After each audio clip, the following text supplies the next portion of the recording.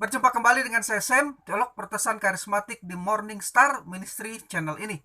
Kiranya kasih karunia dan damai sejahtera dari Allah Bapa dan Tuhan kita Yesus Kristus dan persekutuan Roh Kudus menyertai kita sekalian.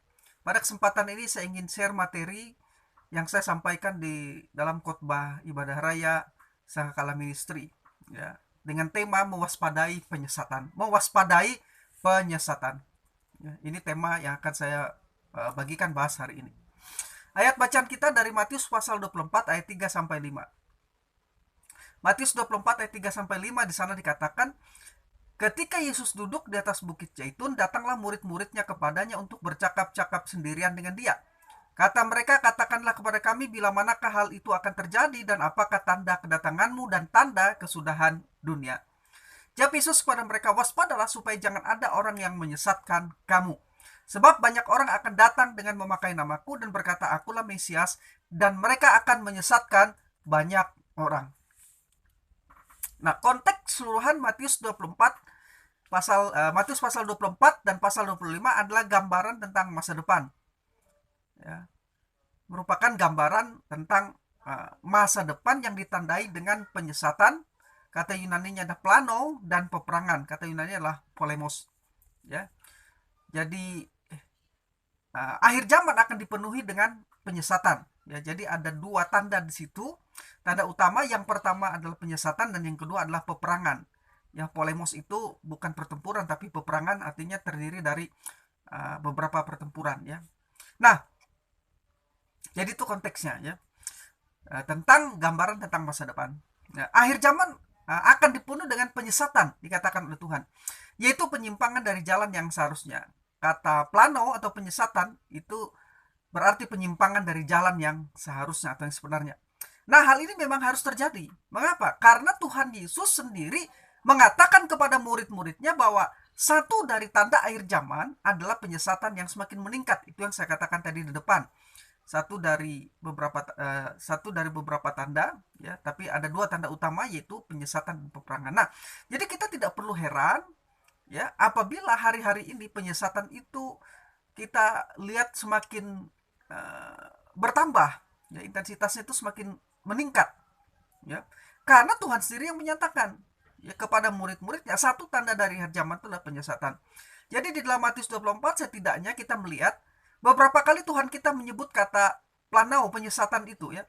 Di ayat 4 misalnya, ayat 5, ayat 11, ayat 24 dan ayat 26 dari Matius pasal 24. Kenapa Tuhan berulang-ulang mengatakan ayat ini di ayat-ayat tersebut tentang penyesatan? Itu untuk mengingatkan murid-muridnya terhadap guru-guru palsu atau pengajar-pengajar palsu atau penyesat-penyesat. Ya, jadi guru-guru palsu, pengajar palsu, penyesat itu memang ada. Ya, memang ada dan akan semakin banyak ya di akhir zaman itu. Ya. Nah, terkait dengan penyesatan ini, maka yang pertama yang sudah tahu bahwa yang pertama, ya, penyesatan berkaitan dengan guru-guru palsu. Saya jelaskan tadi di depan. Ini adalah cara iblis untuk menyimpangkan, ya, atau membelokkan kebenaran Allah. Yesus menyebut iblis sebagai pembohong. Yesus pernah mengatakan di Yohanes pasal 8 ayat 24 bahwa iblis itu pembohong, bahkan dia adalah bapa dari segala dusta. Nah, selalu di balik penyesatan itu ada iblis. Karena di kitab Wahyu pasal 20 dikatakan di sana iblis yang menyesatkan mereka dilemparkan ke dalam lautan api dan belerang, yaitu tempat binatang dan nabi palsu itu, dan mereka disiksa siang malam sampai selama-lamanya. Ya. Jadi iblis yang berada di balik semua penyesatan saat ini suatu saat akan dilemparkan ke dalam Gehenna untuk disiksa selama-lamanya siang dan malam. Nah, itu sebabnya saat ini kita tidak heran gitu, tidak perlu heran melihat ada banyak aliran sesat dan bidat yang mengaku punya dasar kekristenan dalam kepercayaannya. Tetapi sebenarnya walaupun mereka mengaku mereka Kristen, walaupun mereka mengaku kepercayaan mereka ada kepercayaan Kristen, tapi sebenarnya ajaran yang mereka ajarkan itu ajaran sesat, ajaran bidat yang menyimpang dari kebenaran. Ingat, kita mempelajari, dan saya melihat bahwa strategi iblis salah satunya, kalau kita mempelajari Alkitab, kita melihat strategi iblis. Jika ia tidak dapat membuat orang tidak percaya kepada Allah atau memberontak kepada Allah, maka ia akan menjerat mereka dengan doktrin palsu untuk menyesatkan mereka. Dan doktrin palsu ini berhubungan dengan guru-guru atau pengajar-pengajar palsu. Guru-guru palsu, pengajar-pengajar sesat. Doktrin palsu selalu berhubungan dengan guru. Tidak ada doktrin palsu kalau tidak ada pengajar palsu. Ya. Kalau tidak ada guru-guru palsu, maka doktrin penyesatan ya itu berkaitan dengan guru-guru palsu. Ya. Ada penyesatan karena ada guru-guru palsu. Dan hari-hari ini kita melihat di berbagai di media sosial secara luas, guru-guru palsu telah bermunculan yang menyampaikan Yesus yang lain, Injil yang lain, dan membawa roh yang lain yang dikatakan oleh Rasul Paulus. Ya. Sama pengalaman yang juga pernah dialami pada zaman Rasul-Rasul dan pada zaman Alkitab di Perjanjian Baru. Nah, jadi yang pertama penyesatan berkaitan dengan guru-guru palsu. Misalnya di 1 Petrus pasal 2 ayat 1. Sebagaimana nabi-nabi palsu dahulu tampil di tengah-tengah umat Allah, demikian pula di antara kamu akan ada guru-guru palsu. Di antara kamu dikatakan akan ada guru-guru palsu. Mereka akan memasukkan pengajaran-pengajaran sesat yang membinasakan. Bahkan mereka akan menyangkal penguasa yang telah menebus mereka, dan dengan jalan demikian segera mendatangkan kebinasan atas diri mereka. Jadi jelas strategi yang dilakukan iblis adalah kalau ia tidak bisa mencegah orang untuk percaya kepada Injil, untuk tidak dapat mencegah orang untuk menjadi ateis, dia akan mendesak orang-orang ini supaya melalui guru-guru palsu mereka menyimpang dari kebenaran, supaya mereka menyimpang dari apa yang sebenarnya Allah ingin kerjakan. Karena penyesatan itu berarti penyimpangan dari kebenaran. Ya, dan hari-hari ini kita melihat ada banyak penyimpangan-penyimpangan yang menolak Allah Trinitas, menolak keilahian Kristus, yang menganggap Yesus hanya makhluk manusia ciptaan. Ya. Kita juga melihat bahwa ada pengajar-pengajar mengajarkan bahwa keselamatan bukan semata-mata karena anugerah, tetapi juga melalui perbuatan. Ya. Ini semua pada dasarnya adalah perendahan terhadap pribadi Kristus, perendahan terhadap nilai dari karya Kristus, ya, dan perendahan terhadap Injil Yesus Kristus itu sendiri. Penyimpangan-penyimpangan ini, ya, itu seringkali dibalut dengan hal-hal yang bersifat baik, bersifat etika, bersifat hal-hal yang bersifat baik, motivasi, dan lain-lain sebagainya. Sehingga ajaran sesat itu ketika diajarkan tidak terlihat. Ya. Nah, 2 Petrus pasal 2 ayat yang ketiga, dan karena serakahnya guru-guru palsu itu akan berusaha mencari untung dari kamu dengan cerita-ceritanya, dengan cerita-cerita isapan jempol mereka. Tetapi untuk perbuatan mereka itu hukuman telah lama tersedia dan kebinasan tidak akan tertunda. Kemudian di 2 Petrus pasal 2 ayat 17, guru-guru palsu itu adalah seperti mata air yang kering, seperti kabut yang dihalaukan taupan, bagi mereka telah tersedia tempat dalam kegelapan yang paling dahsyat. Saya ingin mengatakan begini, bagi guru-guru palsu, Tuhan telah sediakan hukuman, ya, yaitu kebinasaan bagi mereka. Namun masalahnya adalah orang-orang yang mengikuti guru-guru palsu, pasti juga akan mengikuti kebinasan yang dalam guru-guru palsu. Maka nasihat hati-hati terhadap penyesatan itu Tuhan berikan secara serius kepada para rasul. Dan rasul-rasul kemudian termasuk Rasul Petrus, ya, memberikan nasihat yang serius juga kepada orang-orang percaya. Karena penyesatan itu serius dan akibatnya serius. Guru-guru palsu itu akan mengalami kebinasaan. Dan tentu orang yang mengikuti guru-guru palsu ini, ya, juga akan binasa.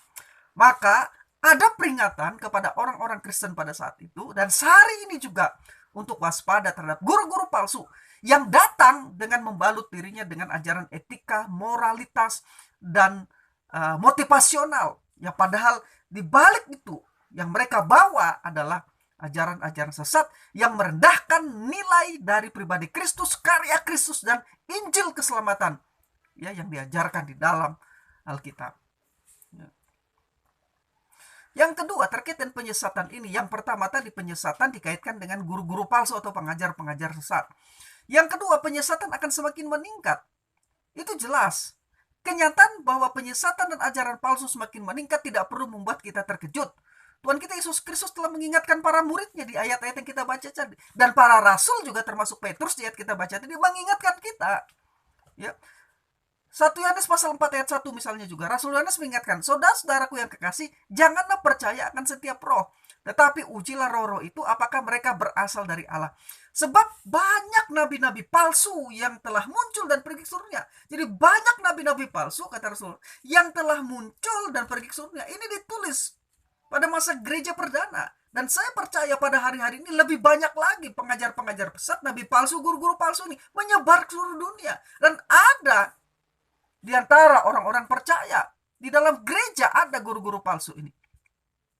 1 Yohanes pasal 4 ayat 4. Kamu berasal dari Allah, anak-anakku, dan kamu telah mengalahkan nabi-nabi palsu itu.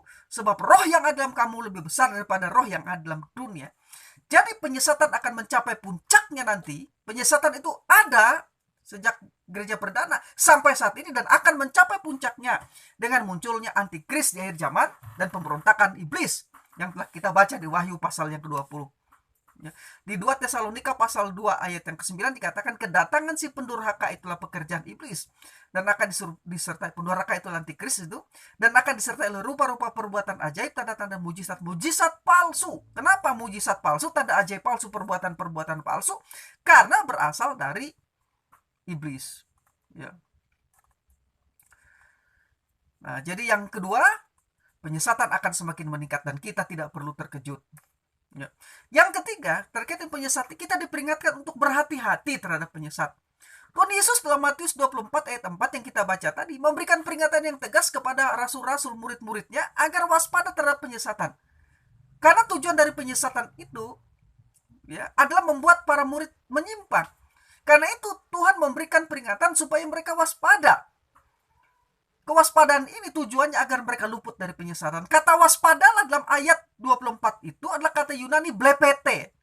Merupakan kata kerja aktif imperatif. Jadi kata kerja aktif bentuk perintah. Berhati-hatilah, itu maksudnya. Jadi kata blepete yang kita baca tadi, waspadalah. Ya, kata Yunaninya blepete itu berhati-hatilah. Itu berarti kita harus melek mata. Itu berarti kita harus mawas diri. Itu berarti kita memiliki mata yang tajam dan penglihatan yang jelas. Ya. Bahwa memang penyesatan itu ada, penyesatan itu nyata, dan penyesatan itu membinasakan. Karena dikatakan guru-guru palsu itu membawa ajaran yang membinasakan dan mereka pun bagi mereka disediakan tempat untuk kebinasaan. Dan orang-orang yang ikut dengan pengajaran nabi-nabi palsu tentu saja juga akan mengalami kebinasaan. Maka ada peringatan berhati-hatilah. Ya, saudara lihat sekarang, hati-hati dengan penyesatan. Jangan dibiarkan. Ya. Rasul Paulus juga memerintahkan agar orang percaya berhati-hati. Filipi 3 ayat 2.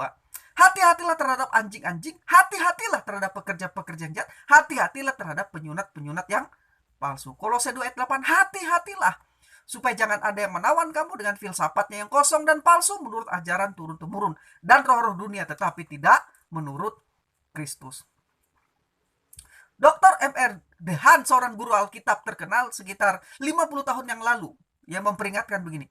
Belum pernah dalam sepanjang sejarah ada perpecahan yang begitu besar dalam kekristenan. Sekarang ini ada lebih dari 350 denominasi sekte dan ajaran sesat dalam protestanisme di Amerika. Ini di Amerika, 50 tahun yang lalu. Semuanya mengaku bahwa mereka yang benar dan yang lain salah. Ini diucapkan oleh M.R. Dehan 50 tahun lalu. Tentu pada saat ini di Amerika lebih banyak lagi muncul ajaran sesat, bukan hanya, dan tentu bukan hanya di Amerika, tetapi juga di Indonesia saat ini. Di media sosial kita melihat berhamburan pengajar-pengajar sesat yang mengajarkan ajaran sesat, guru-guru palsu. Dalam beberapa tahun terakhir ini kita melihat maraknya penyesatan ini. Guru-guru palsu yang menyampaikan ajaran palsu melalui media sosial, YouTube, TikTok, WhatsApp, Facebook.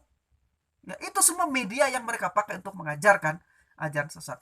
Dapat dikatakan bahwa penyesat akan terus semakin bertambah ketika kita makin mendekati akhir zaman. Maka Yesus memperingatkan. Nah, sekarang yang penting adalah bagaimana kita menangkal ajaran sesat. Kalau kita tahu ajaran sesat itu pasti ada, karena ada guru-guru palsu, pengajar-pengajar sesat yang mengajarkan ajaran sesat dan doktrin palsu itu.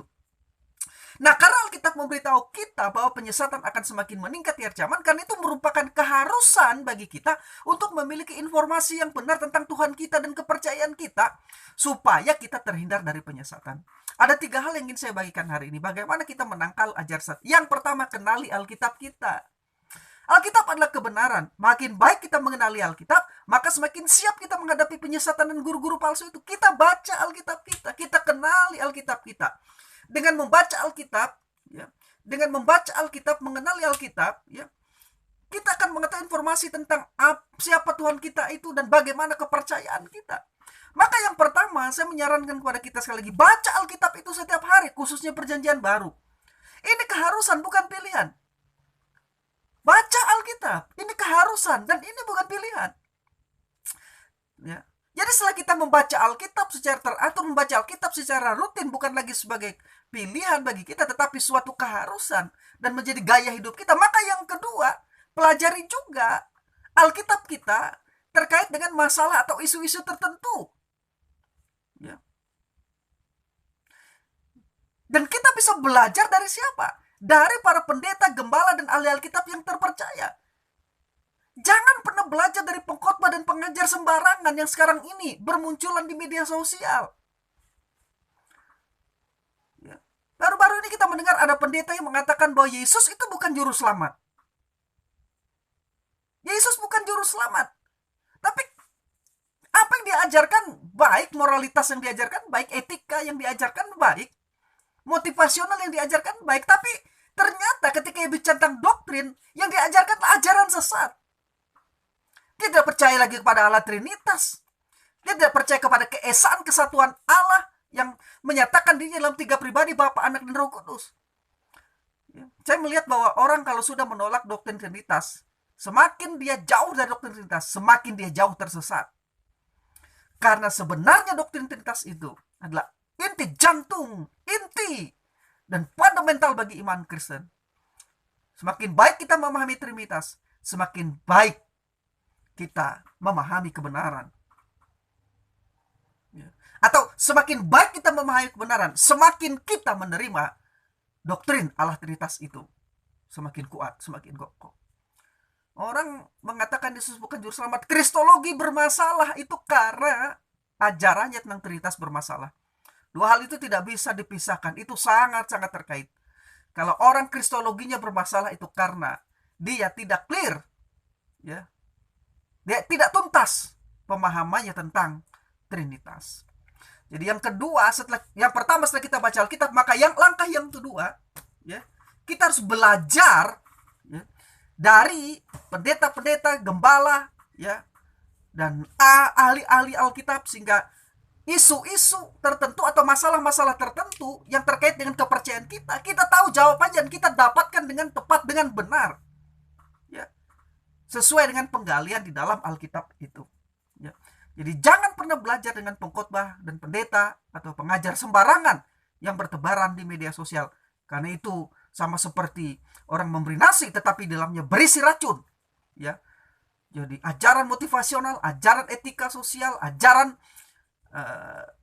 dibalut dengan etika dan motivasional, tapi di dalamnya sebenarnya ketika bicara tentang doktrin-doktrin esensial yang berkaitan dengan keselamatan kita, ya, itu adalah racun di dalamnya yang mereka masukkan, ya, sehingga semakin menjauhkan kita dari kebenaran Allah. Hati-hati, waspada, ya. Jadi jangan sembarangan.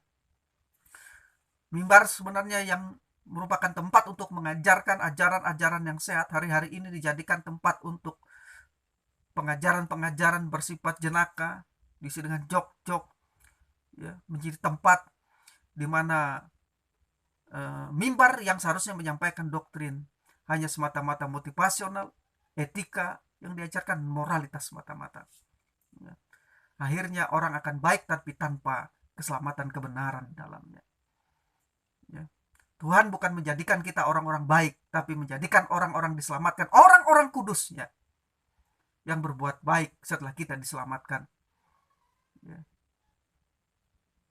Saya percaya orang diselamatkan hidup dalam kebenaran, akan hidup kudus, dan akan hidup di dalam kebaikan, kebenaran, dan kasih Tuhan. Tapi kalau orang diajarkan hanya moralitas, hal-hal yang baik dan motivasional, tapi tidak tahu apa-apa tentang inti dari iman Kristen, keselamatan itu, ya, dia mau dibawa kemana nantinya? Kebaikan-kebaikan itu mau dibawa kemana? Ya. Sedangkan dia sendiri tidak diselamatkan. Tidak ada keselamatan di luar Yesus. Kalau ada pendeta yang mengkhotbahkan Yesus bukan juru selamat, itu kan sesat, itu kan bahaya, itu bidat.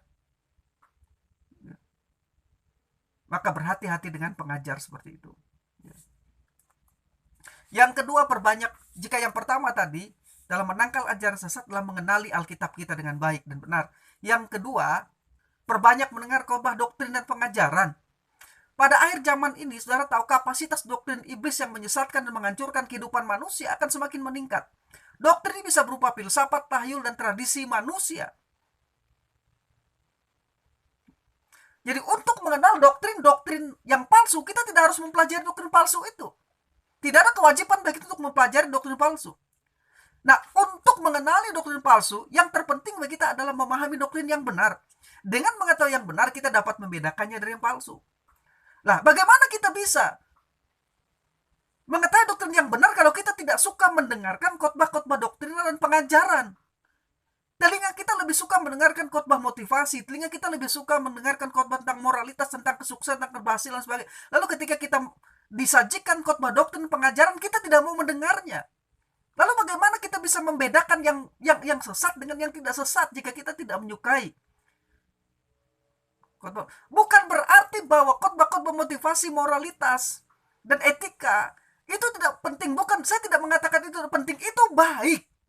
Tetapi kalau kita tidak pernah mendengarkan doktrin, hanya menjejali telinga kita dan otak kita, perasaan kita, hanya dengan hal-hal yang bersifat motivasional, moralitas seperti itu, justru akhirnya kita berpikir bahwa keselamatan kita karena perbuatan, dan inilah bahayanya. Dengan mengetahui yang benar, kita dapat membedakan yang palsu. Maka perbanyak mendengar khotbah-khotbah doktrinal dan pengajaran. Di zaman relativisme dari postmodern saat ini, di mana tampak tidak ada yang mutlak, perlu diketahui bahwa Allah memiliki hal yang mutlak. Allah, firman-Nya, kebenarannya, dan hukum-hukumnya menonjol sebagai kemutlakan yang kekal, tidak berubah dan tidak akan berubah selama-lamanya, dan dapat dipercaya. Jadi urgensi dari kehadiran khotbah dan pengajaran yang bersifat doktrinal saat ini sangat dibutuhkan dan nyata, lebih lagi hari-hari ini, lebih dari hari sebelumnya. Untuk melawan apa? Melawan relativisme dari postmodern saat ini, melawan pengajar sesat, melawan bidat-bidat. Tidak ada cara lain. Dua hal ini sangat penting sekali untuk menangkal ajaran sesat. Satu, kenali Alkitab kita, baca Alkitab kita, dan teliti Alkitab kita, pelajari dengan sesama Alkitab kita. Bahkan Anda perlu bertanya atau belajar dengan pendeta, dengan pengkhotbah, dengan pengajar yang benar-benar mengerti firman Tuhan dengan baik. Dan yang kedua, perbanyak mendengar khotbah dan pengajaran. Nah, dengan melakukan hal itu, kita akan tahu yang mana yang benar dan yang mana yang salah, yang mana yang sesat. Kita akan tahu. Tapi kita tidak akan pernah tahu apa itu kesesatan kalau kita tidak pernah belajar doktrin yang benar, doktrin yang diajarkan oleh para rasul di dalam Alkitab. Ya. Saat ini banyak pemimpin, ironis sekali, tidak memiliki waktu untuk mengkhotbahkan doktrin. Sebagian dari mereka telah menganggap doktrin tidak relevan, kuno, dan ketinggalan zaman. Ketimbang mengkhotbahkan doktrin yang sehat dari Injil yang mengubahkan dan membebaskan, saat ini mimbar kita, seperti saya katakan tadi, dijejal dengan khotbah kemakmuran, etika yang dibalut dengan kata-kata motivasional dan inspirasional. Bahkan ada kecenderungan pengkhotbah beralih kepada isu politik, sosial, ya, dan kepada pidato-pidato. Saya sekali lagi tidak mengatakan bahwa hal itu tidak baik. Moralitas diajarkan dalam kekristenan. Motivasional juga diajarkan dalam kekristenan. Ada diajarkan dalam kekristenan. Etika sosial juga ada dalam. Tapi itu, ya, harus berada, harus dipagari. Ajaran-ajaran yang bersifat motivasional dan etika moral itu harus dipagari dengan doktrin yang benar dan doktrin yang sehat, supaya tidak menyimpang nanti. Ya. Yang ingin saya katakan ialah bahwa ketika pemberitaan kita beralih dari doktrin yang sehat dan benar, dari pengajaran yang bersifat sehat dan benar ke isu politik, etika, soal kemakmuran, maka kita telah kehilangan tujuan kita. Apabila orang Kristen hanya menyukai khotbah-khotbah motivasional dan inspirasional semata-mata, berhati-hatilah, sebab ada upaya untuk melemahkan sehingga lebih mudah menggiring ke arah kesesatan. Dan orang-orang yang banyak tersesat itu, ya, adalah orang-orang yang tidak memahami doktrin dengan benar. Kalau mereka memahami doktrin benar, begitu ada ajaran sesat, mereka akan terlatih. Mereka akan segera mengetahui. Waspadalah. relativisme dari postmodern yang telah menyebar seluruh dunia dan masuk dalam gereja saat ini memungkinkan bagi jemaat untuk membuang sekehendaknya pengajaran Alkitab yang dirasakan tidak nyaman oleh mereka. Di mana hal-hal semacam ini berakar, Alkitab akan dibungkamkan dalam gereja dan khotbah akan menjadi sebuah refleksi tentang isu-isu terkini dan opini-opini agamawi semata-mata. Bayangkan di Inggris, di Belanda ya sudah lama disahkan LGBT. Di Inggris sekarang gereja ya, secara aklamasi ya, memutuskan untuk memberkati pasangan sesama jenis. Ya. Ini kenapa? Ya, karena doktrin yang saat ini diajarkan lagi lebih mementingkan kepada apa yang disebut dengan moralitas, etika sosial, dan lain sebagainya. Tapi bahaya. Ya. Justru bisa membawa orang kehilangan keselamatan. Dalam pengertian bahwa mereka tidak pernah mendengarkan doktrin yang benar, tapi menerima pengajaran-pengajaran yang baik dari Alkitab, tapi tidak pernah menerima doktrin yang benar dan sehat. Mereka merasa diri mereka diselamatkan dengan berbuat baik, padahal sebenarnya mereka tidak pernah menerima kelahiran baru dalam Yesus. Buktinya apa? Mereka menerima pernikahan sesama jenis. Ya. Itu artinya apa? Itu artinya mereka belum benar-benar mengalami kelahiran baru di dalam Kristus. Karena hal itu bertentangan. Pernikahan sesama jenis itu pemburit. Ya.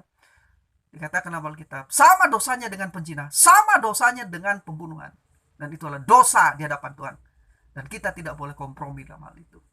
Rasul Paulus mengingatkan dalam 2 Timotius 4 ayat 3-4.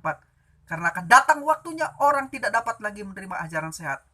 Tapi mereka akan mengumpulkan guru-guru menurut kehendaknya untuk memuaskan telinganya. Mereka akan memalingkan telinganya dari kebenaran dan membukanya bagi dongeng. Dan ini yang terjadi di banyak tempat, di berbagai tempat. Coba saudara lihat ya. Pendeta-pendeta yang berkarisma, yang mengajarkan motivasional, yang mengajarkan moralitas, ya, itu lebih digandrungi oleh orang kadernya. Apalagi kalau bisa menarik artis-artis. Ya. Mereka, karena apa? Karena orang hari-hari ini ya, mencari pengkhotbah yang enak didengar oleh telinga mereka, yang tidak mengajarkan doktrin. Karena doktrin itu menegur dosa.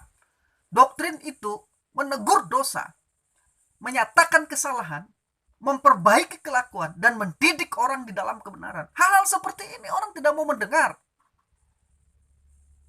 Mereka hanya mendengar Tuhan itu baik, Tuhan itu memberkati. Itu memang betul, Tuhan baik dan Tuhan memberkati. Ya, tetapi kita harus ingat ya, bahwa hari-hari ini orang hanya ingin mendengar sesuatu yang enak di telinganya. Ketika dosa ditegur, kesalahan ditegur, dan ditantang untuk sungguh-sungguh bertobat, untuk sungguh-sungguh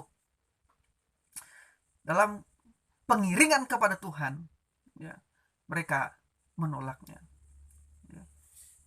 Mereka memalingkan telinga dari kebenaran dan membukanya bagi dongeng. Karena itu saya sedih. Ada beberapa pendeta di TikTok menggunakan mimbar hanya untuk menyampaikan sesuatu yang lelucon dan jenaka.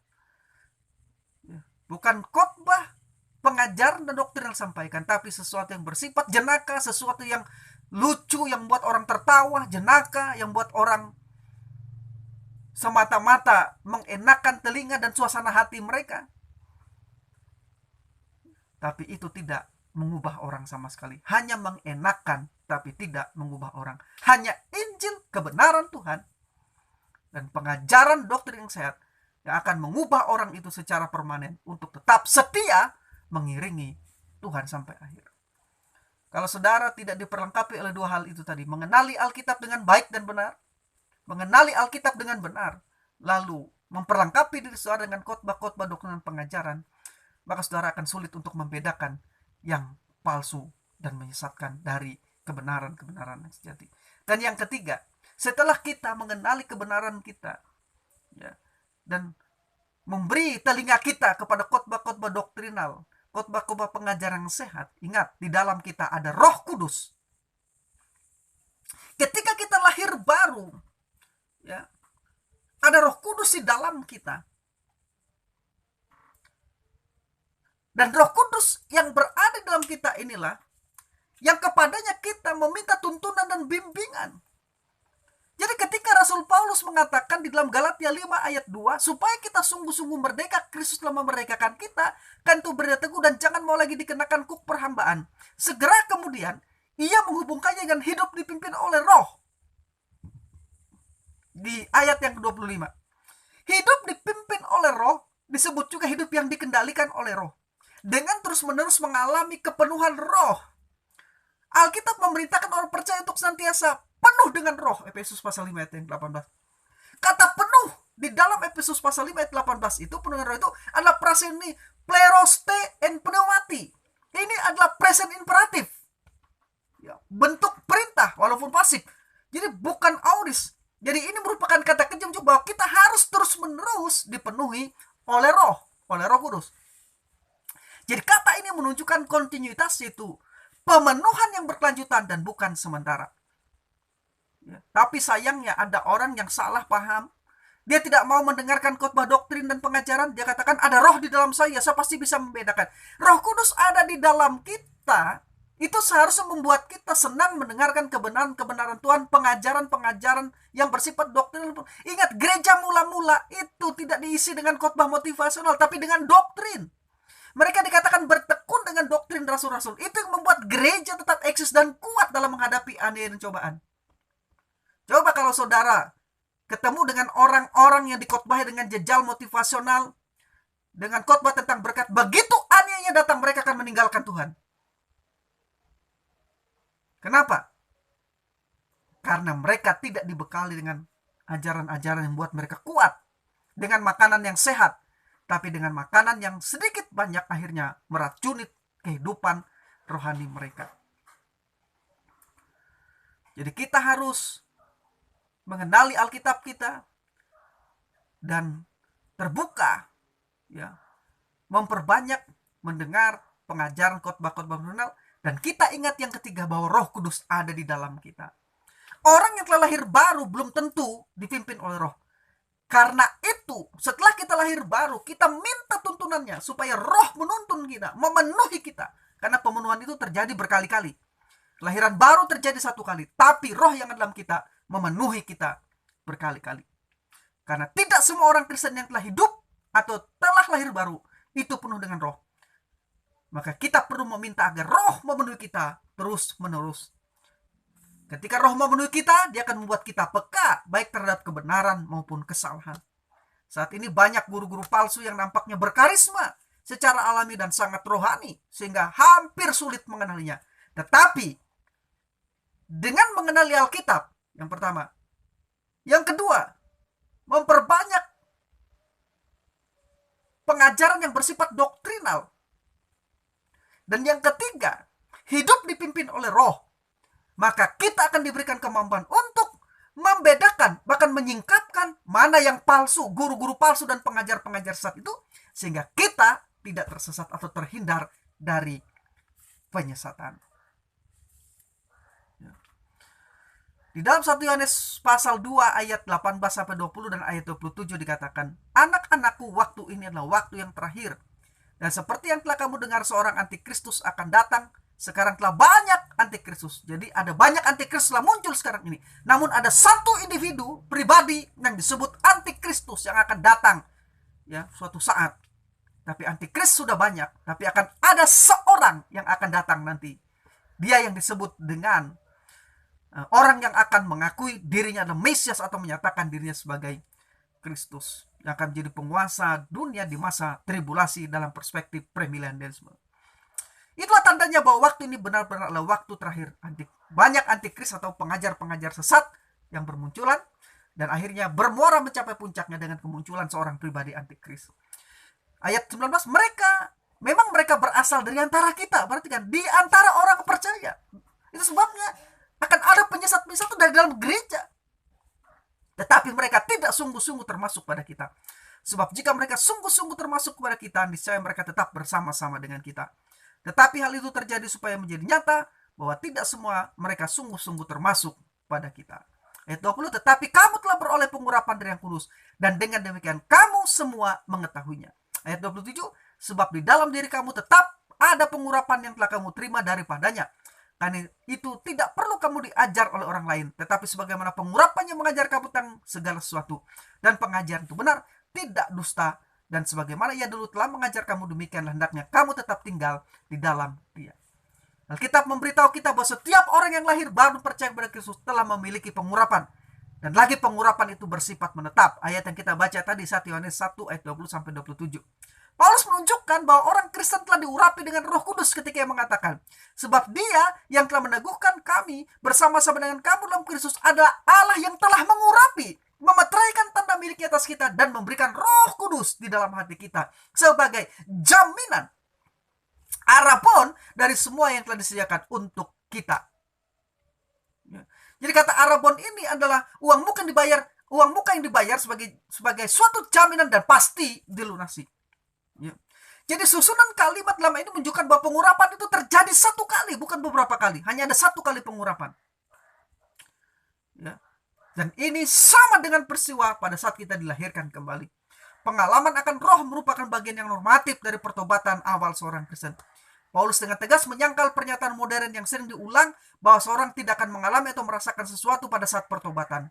Ketika ia mengajukan argumen bahwa seseorang mengetahui ia adalah orang Kristen karena kehadiran roh yang ada dalam dia. Jadi, Anda sebagai orang Kristen yang percaya pada Yesus Kristus adalah yang sudah lahir baru. Ada pengurapan di dalam saudara. Ada pengurapan dalam saudara. Lalu pertanyaan saya, di KKR ada orang, saudara mau diurapi. Diurapi untuk apa? Roh ada di dalam kita. Ketika lahir baru, roh itu mengurapi kita. Tapi yang memang perlu kita lakukan adalah, setelah kita diurapi, kita perlu penuh dengan roh itu. Kalau penuh dengan roh itu berkali-kali. Tapi kalau pengurapan terjadi satu kali bersama dengan peristiwa kelahiran kembali oleh roh. Karena itu jaminan bagi kita. Pengurapan itu menjadi jaminan bagi kita. Kata Yunani terjemahkan dengan pengurapan adalah krio dalam 2 Korintus 1 ayat 21 yang kita baca tadi. Dan krisma di 1 Yohanes pasal 2 ayat 20 dan 27 tadi. Digunakan secara religius dan khusus untuk menekankan diurapinya orang percaya oleh Allah. Kapan itu? Pada saat kelahiran baru oleh Roh Kudus. Jadi saya dan saudara sudah diurapi. Sekarang karena saya dan saudara sudah diurapi, kita harus penuh dengan Roh Kudus. Hidup dipimpin oleh roh. Pengalaman kita akan kehadiran roh harus menjadi pengalaman yang nyata. Sehingga memampukan kita untuk memahami bahwa roh itu sendiri sesungguhnya mengajar, membimbing, menjadi guide bagi kita, penolong kita, dan membawa kita ke dalam seluruh kebenaran. Dengan demikian kita akan mengetahui kebenaran, dan ketika ketidakbenaran dan kesesatan datang, kita sudah tahu bahwa itu sesat, karena roh yang mengajar kita. Tapi tadi ingat, kita mempelajari firman Tuhan, mengenali Alkitab, Allah, mengenal Kristus, mengenal Roh Kudus, mengenal kepercayaan kita, mengenal Allah Trinitas, mengenali iman kita, apa dan siapa yang kita percaya. Lalu memperlengkapi diri kita dengan memperbanyak mendengarkan khotbah doktrin dan pengajaran yang sehat. Lalu Roh Kudus menuntun dan membimbing kita. Dengan demikian, berjalan dalam pimpinan roh, dan berjalan di dalam ketaatan kepada firman Tuhan, melalui pembacaan Alkitab dan pengajaran doktrin-doktrin yang kita terima, ini berjalan bersama-sama memampukan kita untuk mengetahui apa dan siapa penyesat yang berusaha untuk membujuk, menyesatkan kita menyimpang. Kita tahu karena ada firman-Nya yang kita taati dan ada rohnya juga yang kita taati dalam pimpinannya. Jadi kita tidak boleh membuat keduanya saling bertentangan. Kita tidak boleh memilih salah satunya. Taat kepada kebenaran dan taat kepada pimpinan roh. Itu harus kita lakukan. Jangan tidak mau menerima pengajian doktrin hanya karena alasan saya hanya mau taat kepada pimpinan roh. Anda tidak taat kepada pimpinan roh ketika Anda tidak mau belajar firman Tuhan, tidak mau ditegur, dinasehati atau dituntun melalui kebenaran firman Tuhan. Sebenarnya Anda tidak hidup dalam pimpinan roh. Karena orang yang hidup dalam pimpinan Roh Kudus pasti membawa atau memberi dirinya untuk menaati kebenaran firman Tuhan. Penyesatan mencoba untuk membujuk dan menarik. Tapi Anda memiliki penangkal, Anda memiliki filter. Pertama, Anda memiliki kebenaran, dan yang kedua, Anda memiliki Roh Kudus di dalam Anda. Saya dan saudara memiliki kebenaran, dan saya dan saudara memiliki Roh Kudus. Jadi ketika guru-guru palsu datang, ketika penyesat-penyesat datang, kita akan tahu. Segera melawan penyesatan itu dan menolak dari kehidupan kita. Jangan pernah memberi diri dan memberi telinga Anda kepada guru-guru dan pengajar-pengajar sesat. Di YouTube, matikan, jangan mau mendengar pengajaran-pengajaran sesat. Karena itu akan sedikit demi sedikit akan meracuni kehidupan rohani Anda. Jadi ketika guru-guru palsu dan orang-orang yang menyatakan dirinya Kristen, karena guru-guru palsu itu orang Kristen tadi, pengajar-pengajar dari kekristenan, ya, membalut dirinya dengan ajaran-ajaran kekristenan, ya, tetapi yang esensial dari kekristenan itu mereka tolak. Ya. Sebenarnya di balik dari semua guru-guru palsu dan penyesat itu adalah strategi iblis. Karena dia tidak mampu menghadang saudara di depan, dia akan mendorong Anda untuk mendengar pengajaran dari guru-guru palsu yang menyesatkan, sehingga akhirnya tanpa sadar Anda tersesat. Namun saya beritahukan kepada Anda, kalau Anda memperlengkapi diri Anda dengan membaca Alkitab setiap hari dan menggali kebenaran Alkitab, bertanya kepada pendeta, gembala, pemimpin, dan pengajar yang tepat, yang memahami Alkitab dengan benar, dan jika saudara memperlengkapi diri dengan khotbah-khotbah doktrinal dan memberi diri Anda dipimpin oleh Roh, jangan pernah takut, Anda tidak akan pernah tersesat. Dan Anda tidak akan dapat dikelabui oleh para penyesat dan guru-guru palsu itu. Yang saya ingin ingatkan ialah di media sosial hari ini ada banyak penyesat-penyesat yang mengatakan Trinitas itu pagan, agama kafir, yang mengatakan Yesus bukan Tuhan, yang mengatakan Yesus bukan juru selamat. Jangan mendengarkan mereka. Ya, walaupun mereka mengajarkan ajaran etika sangat baik sekali, mengajak saudara untuk tekun, berdoa, dan beribadah, ajarannya baik. Mengajak saudara untuk sungguh-sungguh berbuat baik, semua yang dia katakan itu baik. Tapi dia memberi racun yang mematikan ketika dia mengatakan Yesus bukan Tuhan, Yesus bukan juru selamat, dan Trinitas itu pagan. Mereka sedang memberikan racun yang mematikan. Hati-hati dengan pengajar-pengajar sesat di media sosial. Ini yang bisa saya bagikan. Saya Sam, teolog Protestan karismatik.